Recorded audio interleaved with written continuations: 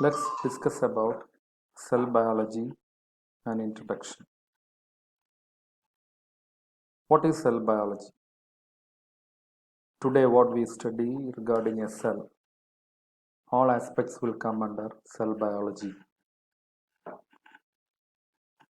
Today we know the structure of a plant cell is like this. It is having a cell wall, there's a cell membrane, there is nucleus and all other internal organelles. These are all invented at different times by different people, and there's a history from the very beginning, from the starting of inventing a microscope. The structure of the cell, till the structure of the cells has a great history. So let's address some of the important inventions in cytology. Cell biology or cytology is the branch of biological science. It deals with the structure of the cell, it deals with physiological interactions within the cell, the biochemical processes within the cell, the genes and the genetic system within the cell, and all the developmental biology aspects of a cell. Study of the cell started with the invention of microscope. Microscope was first invented by Janssen and Hans, and it was in 1950. And if you see the first microscope, they have a simple eyepiece and an objective, and this model of microscope was invented by Zacharias Janssen.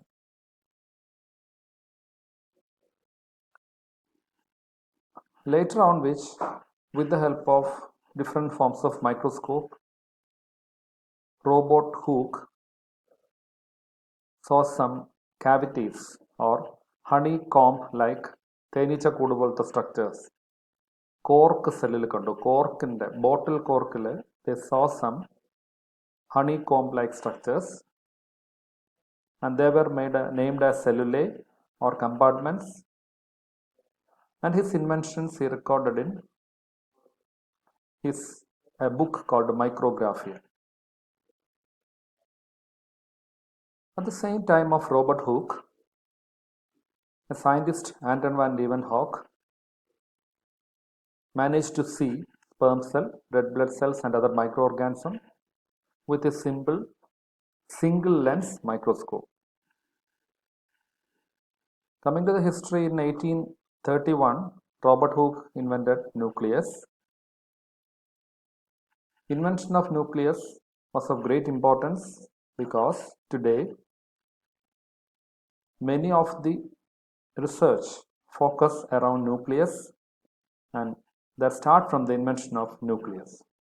Today we know there are a lot of more and more sophisticated equipments like electron microscope, atomic force microscope, and more resolution imaging systems are present in the biological research field, and as a result we can get more resoluted images of the cell, and also more cell biology is more developed.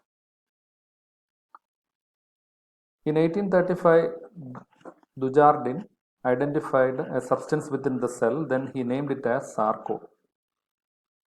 And cell division was invented on 1935, and in 1839, by consolidating all inventions till then, Schleiden and Schwann put forward cell theory. The basic concept was like this: the cells originate from a pre-existing cell, or a living cell will be originating from a pre-existing cell,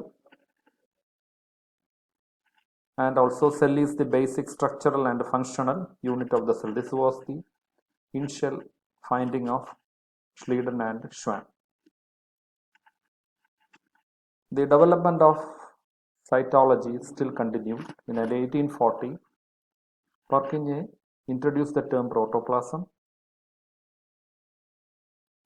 And in 1855, Virchow proposed theory of cell lineage. And from 1880 onwards, Strasburger made extensive studies on the nucleus. And later, mitosis was invented. And if you see today, Arthur Corbin and Okawo in 1959 synthesized bacterial genes artificially by a non-biological method or by a chemical process, and the genetic code was deciphered or genetic code was identified. That is, the genetic code is a 3-letter nucleotide code named as triplet codes, and it was identified. And in 1970, artificial genes were synthesized by Khurana. These are the milestones of development of cell biology. Today, if we see what is happening in cell biology, there is gene silencing, there is cloning, there is splicing of genes, micro injections, and genetic engineering. Different or cell biology spread onto different areas of biology. So, initially, Robert Hooke mentioned cell as a chamber, but today this chamber contains these many things. And this is the typical structure of a plant cell. A plant cell contains a cell wall which maintains the cell shape. There is a membrane inner to cell wall that is called a plasma membrane. And there is a jelly-like matrix present within the cell, and it is called cytoplasm. There is a huge central vacuole, and the microtubules and the microfilaments present within the cell constitute the cytoskeleton. And for doing photosynthesis, there is green colored or green pigmented organelles called chloroplast. And there are also pigments which store, or there are also plastids which store pigments are present.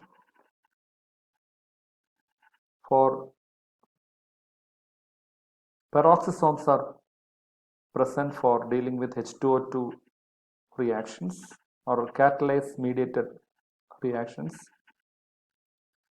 As powerhouse for synthesizing and using ATP molecules, there is presence of mitochondria. The carbohydrate metabolism is carried out with the help of an organelle called the Golgi apparatus. The key molecules within the cell, proteins, are synthesized by ribosomes. The endocrine functions are performed by the endoplasmic reticulum, which can be either rough type or can be smooth type. And cell-to-cell connections are through channels on the cell wall. They are called plasmadesmata. And the whole process of the cell, all functions are correlated by a large organelle present in the cell called nucleus. Coming to the functions of these organelles, nucleus are the controlling point of the cell. They carry the genetic information. They help the assembly of ribosome subunits. They also give the structural support to the cell. Ribosomes, they combine with RNA molecule and protein, and they will do protein synthesis. Endoplasmic reticulum do protein synthesis and protein processing. They also have endocrine functions within the cell. Golgi apparatus do protein processing and glycosylations. The smooth endoplasmic reticulum, they do lipid synthesis, whereas rough endoplasmic reticulum will do protein synthesis and processing. There are an organelle typically present in the plant cells and they are called peroxisomes. They do oxidation of fatty acids, ethanol and other some of the toxic components present within the cell.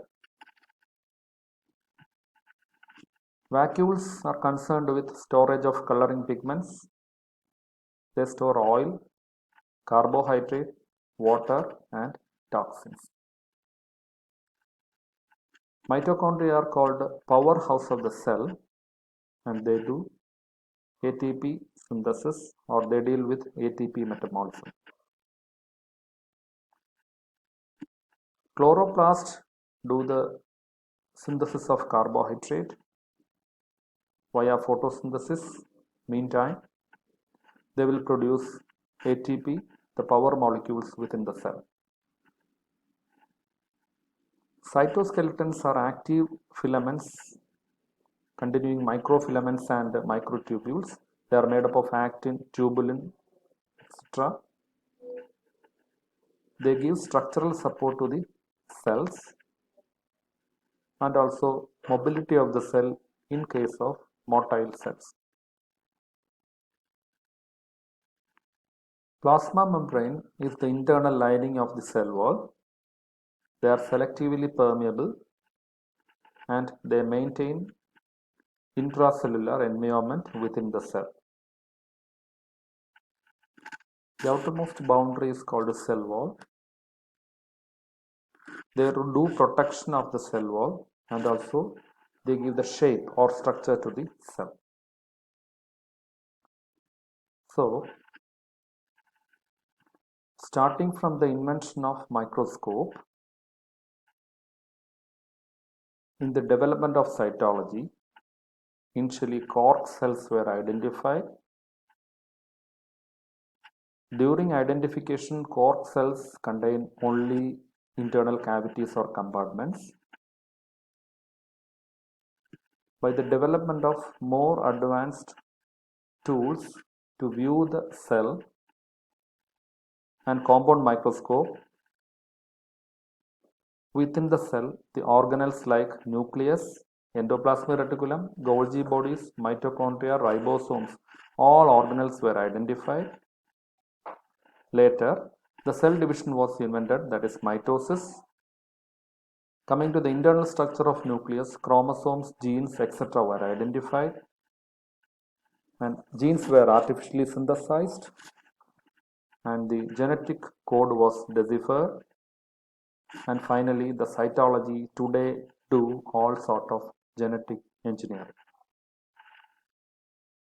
And today without genetic engineering or today without cytology, no field of biological research will be complete. For studying chromosome, they need cytological support. So without cytology, there is no areas of biology are existing. And this is the significance of cytology. Thanks for your listening.